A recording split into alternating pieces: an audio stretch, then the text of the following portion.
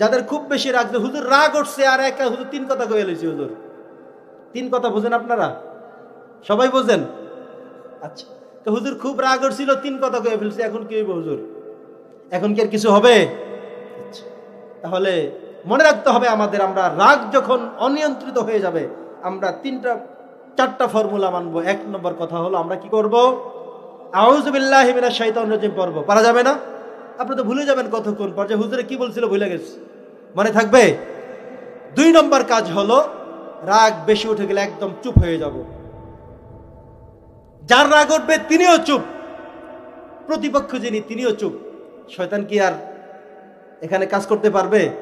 শয়তানের কাজ ছিল লাগাই দিবে। এখন শয়তান দেখে যে যেইটা রাগ করে ওইটাও চুপ, যেইটা হচ্ছে ওইটাও চুপ। শয়তান কবে যা আমি চলে গেলাম। আলহামদুলিল্লাহ পড়েন। আমরা কি শয়তানের পক্ষে না বিপক্ষে?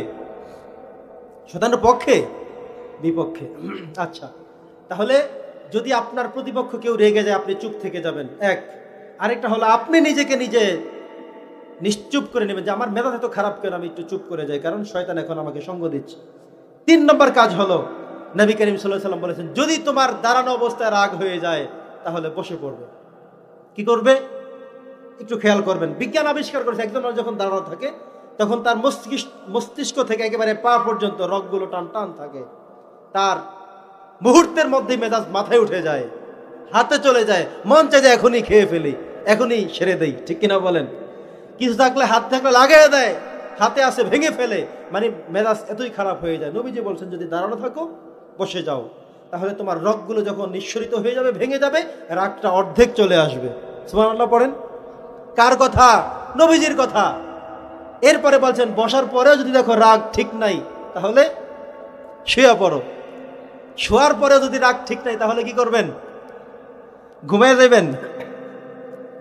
আচ্ছা, তাহলে মনে রাখতে হবে দাঁড়ানো অবস্থায় রাগ হলে বসে যাব। বলেন, বসা অবস্থায় যদি রাগ না থেমে যায় তাহলে শুয়ে যাব। এটা কয় নম্বর ফর্মুলা? 3 নম্বর। নবীজি বলেছেন প্রথম কাজ হলো রাগ আসলে আউযু বিল্লাহি মিনাশ শাইতানির রাজিম পড়তে হবে। 2 নম্বর কাজ হলো রাগ যদি এটাও চলে না যায় তাহলে আমরা চুপ করে থাকবো, আমরা আর বাড়াবাড়ি করব না। 3 নম্বর হলো আমি দাঁড়ানো থাকলে বসে যাব, বসা থাকলে শুয়ে পড়ব, অথবা আমি স্থান ত্যাগ করব, তবুও আমি সেখানে চেষ্টা করব না যে সেখানে শয়তান ধোঁকা দিচ্ছে, আমি এর মধ্যে নেই। 4 নম্বর হলো যদি এখান থেকে রাগ থেমে না যায় তাহলে রাসূল সাল্লাল্লাহু আলাইহি ওয়াসাল্লাম বলেছেন উযু করতে। কি করতে বলেছেন? তুমি দ্রুত পানির কাছে চলে যাও, তুমি তোমাকে উযু করে পবিত্র করে ফেলো, শয়তান চলে যাবে। সুবহানাল্লাহ পড়েন। তাইলে কয়টা শুনলাম? সবাই বলেন। রাগ যাদের খুব বেশি, মেজাজ খুব খারাপ, খিটখিটে মেজাজ, কিছু হইলেই মাথা গরম, তাহলে 4টা কাজ। 1 নম্বর কাজ হলো পড়বো আউযু বিল্লাহি মিনাশ শাইতানির রাজিম। 2 নম্বর কাজ হলো আমরা একেবারে চুপ থেকে যাব। দেখলাম যে আমার কেন এত কথা আসে, কেন এত মেজাজ খারাপ, কেন এত রাগ আসে, নিজেকে নিজে নিয়ন্ত্রণ করার জন্য চুপ থেকে যাবো, মুখ তালা মেরে দেব। 3 নম্বর কাজ হলো দাঁড়ানো আছি বসে যাব, বসা আছি শুয়ে যাব, নচেত স্থান ত্যাগ করব। 4 নম্বর কোনোটাই কাজ হয় না, আপনি তাড়াতাড়ি উযু করে ফেলেন। বুঝবেন যে শয়তান আপনাকে পুরাপুরি ধরছে। উযু করুন ছাড়া শয়তান দৌড়ানো যাবে?